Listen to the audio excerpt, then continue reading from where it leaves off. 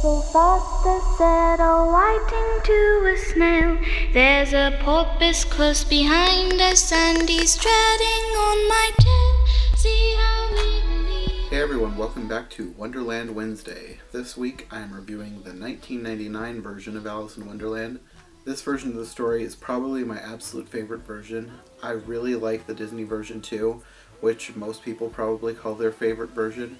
But I have so many fond childhood memories attached to this one. I remember when this one came out, and I remember seeing the commercials for it on TV, and I remember being so excited, and I set the VCR to record it to make sure that I would not miss it. I watched it a whole bunch of times on the tape that I recorded, and then I bought the VHS, which was kind of unheard of for our family because we did not really buy any VHS tapes. We had just a few that people had given us, and other than that we borrowed from the library. But I bought this one because I loved it so much. I even remember taking the tape with me one of the first times I ever babysat anyone.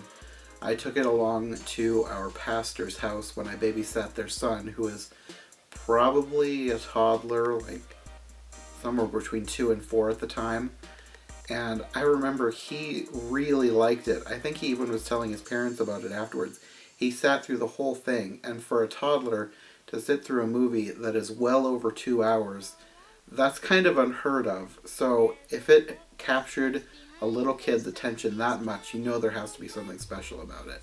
A few years ago I saw that they were releasing it on DVD, and I hadn't seen it in years, but I remembered how much I loved it back when I was a kid. And I bought it immediately. I had to own it, and it's one of my favorites to this day. But those are just the reasons that I love the film, and I know it seems like it's based purely on nostalgia, and nostalgia can make people love things that, in hindsight, probably aren't that good. But I don't think that's completely the case with this movie, because there's so much to it that I think that most people would enjoy, even if they didn't watch it as a kid. For starters, there's a ton of big-name people in this movie. Going back and rewatching it, I was surprised at how many huge actors were in it. There's Tina Majorino, who I knew later as Deb in Napoleon Dynamite. This was the first thing I ever saw her in, and I was obsessed with her as a kid, and I loved seeing her in Napoleon Dynamite.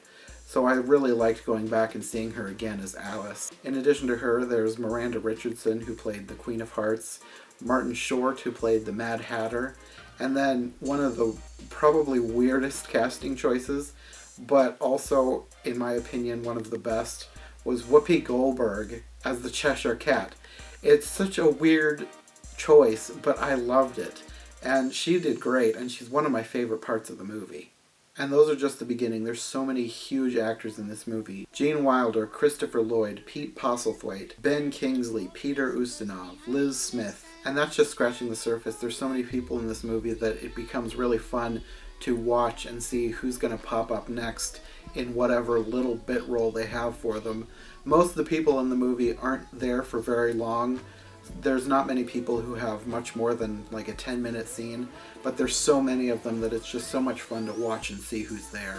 The next big thing I love about this movie is the creatures. Almost every creature in this movie that is not played by a human actor is a puppet performed by the Jim Henson Creature Shop. They always do such a great job, and I'm such a huge fan of Jim Henson's work, all of his puppets and Muppets. It just gives this movie a charm that a lot of other versions don't have. I really love the creatures in the 2010 version, like I said in my last review, but I have to say, I think I love the creatures in this movie more just because of the charm given to them through Jim Henson Creature Shop's puppets. Another thing I love about this movie is the music. There are so many great songs in this movie. I don't think it could count as a musical because it's not constant singing, but there is so much music and a lot of songs with lyrics, and not just songs with lyrics written to fill in time for the film, but genuinely good songs that will get stuck in your head, and everyone who performs them in the movie, even if they're not like a trained singer, they still do a great job. One of the best things about this movie is the writing. I haven't read the book in years, so I can't say just how much of the dialogue is straight from the book, but it really feels like it has that nonsensical quality to it. Everyone in this movie is just as mad as they say they are, and almost nothing they say makes any sense at all, even when they're making perfect sense, and I just love that about it. And even though the dialogue itself is already hilarious, the fact that it's being delivered by these award-winning actors just makes it all the much better and so much more funny. In rewatching this movie for my review, I've begun to realize that it actually may be where I get a lot of my humor from. I just love ridiculous humor, stuff that makes no sense, random stuff, and thinking back, it may have been the first movie like that I ever watched. I'm fairly certain that it had a huge impact on my sense of humor and influenced the way that I write to this day. If you haven't seen this version of Alice in Wonderland, I highly recommend it.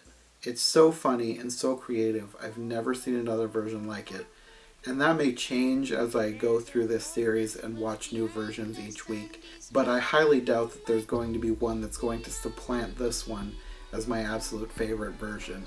It's just so good and so memorable and so quotable and so hilarious that I don't think there's ever going to be another one like it. Well, I think that's all for this week's Wonderland Wednesday. I'll be back next week with a brand new version. I'm going way back to 1933. My friend Rachel Wagner told me that that's one of her favorite versions that she's ever seen. So I thought I would make that version the first new version that I've never seen that I'll be reviewing for this series. I'll see you then. Close behind us and he's treading on my tail. See how we